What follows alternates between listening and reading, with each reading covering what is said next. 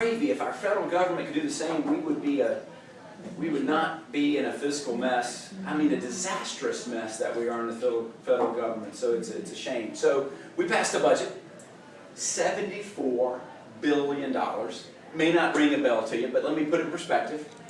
You may say, Margaret may say, Aaron, is that the largest bill ever, our largest budget ever?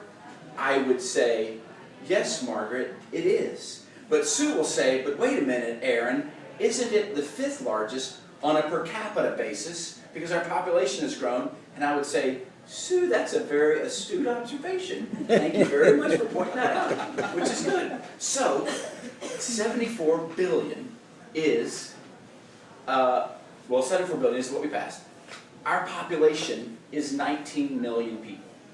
Next year, or the year after, we're even with New York State. In fact, we're going to pass New York State. We're going to claim the title of the 3rd most populous state in the next year or so. So we're almost even with them.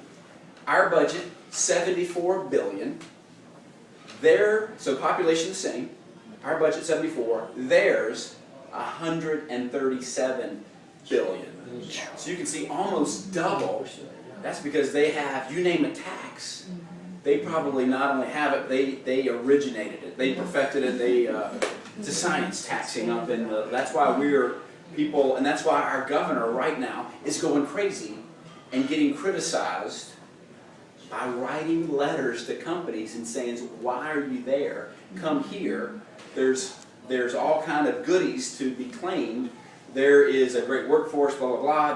There's no income tax. And as a bonus, we got some nice weather. How about that? And it's working. It's working. I was with the governor. It's great when you get invited places, because when you're in, you get invited places. I got invited to be with the governor as he went to Deutsche Bank. Deutsche Bank is a business bank. It's not a retail bank. They only bank other businesses, is where big businesses. And so I went there, and they were going to announce a big push to hire 300 more people because they're expanding. 6 years ago, they left New York City, left it, and discovered that if you're hiring people on a telephone in front of a computer screen, you could do that in Florida at 1/3 of the price. So they moved 1/3 of their trading floor to Jacksonville, took up a strip center. They're in off of Gate Parkway. How about this?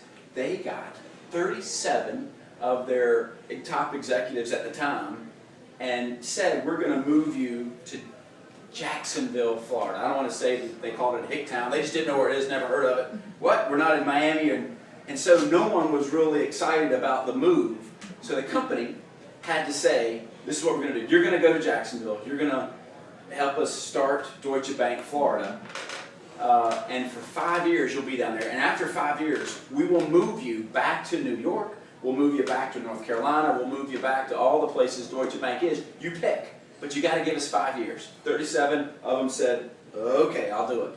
So after 5 years, they bring them in. Here's another numbers quiz for you. And that is, Mike, I'm going to pick on you now. Here we go. Of the 37 that came, Mike knows how to play the bean game. 37 that were said, okay, we'll move you back to New York.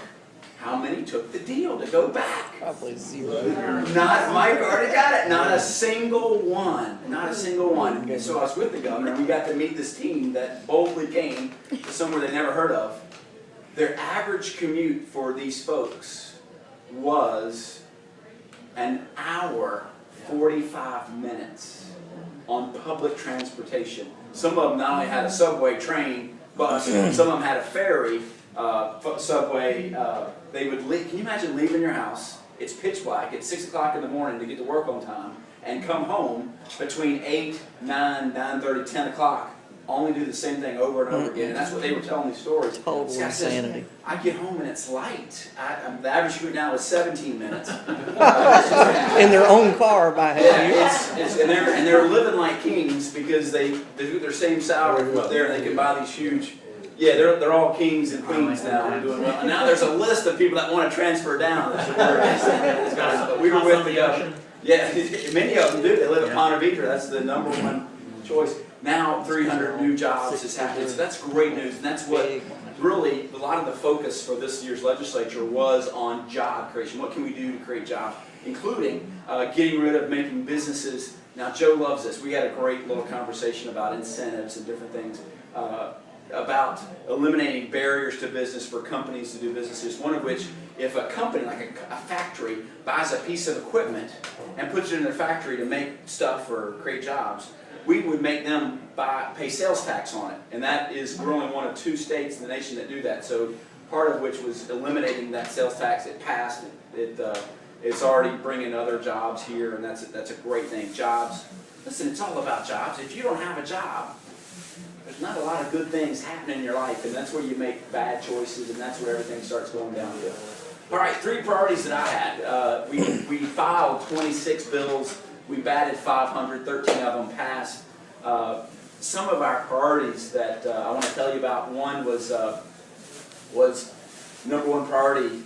Well, there's 3 number 1 priorities. That's how what an elected official will tell you. 3 number 1 priorities. One of which was really focusing, and you heard me talk about college and how our education system is designed for everybody to go to college. Yeah. Is that realistic? I don't think it is. It's not. And we design everybody, and we're shocked when we make them climb Mount Algebra 2 to graduate, because that's what's going to get them to college. And they look at that, Mount Algebra 2. They've struggled to walk over a general math sand dune. They look at that mountain and say, you know, I'm done. And they drop out. And we're shocked when our dropout rate in Duval County is skyrocketing. In the black community as well, it's even worse. It's bad. It's horrible. So we wanted a bill that said not everybody goes to college, and I called this bill Back to the Future.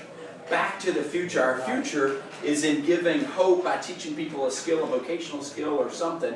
The way it used to be, many of you, even me, I graduated in the 80s. I still remember shop, an automobile shop and other. We would take our car there. That's where they changed our oil and do stuff.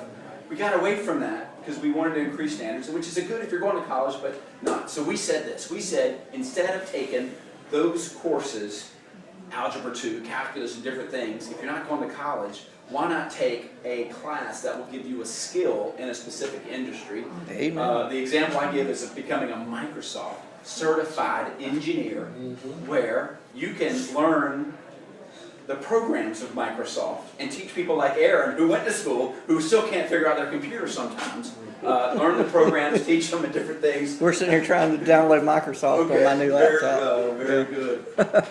And it's Bonnie. Bonnie, hey, all right. See, that's all right, Bonnie. There you go. So, I'm going to tell you another number.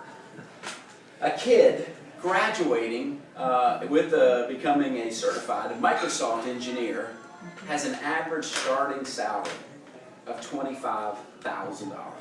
Huge. That's big. That'll feed a family. That'll feed him and do great things. So we've identified over 160 certification industries where you can substitute those classes that will certify you in that industry coming out, where we'll give you some skills, drafting, other examples. Now, we passed. We passed it. In fact, I filed the bill originally, and the Senate president called and said, listen, we want to take over that bill. We want to put that in education.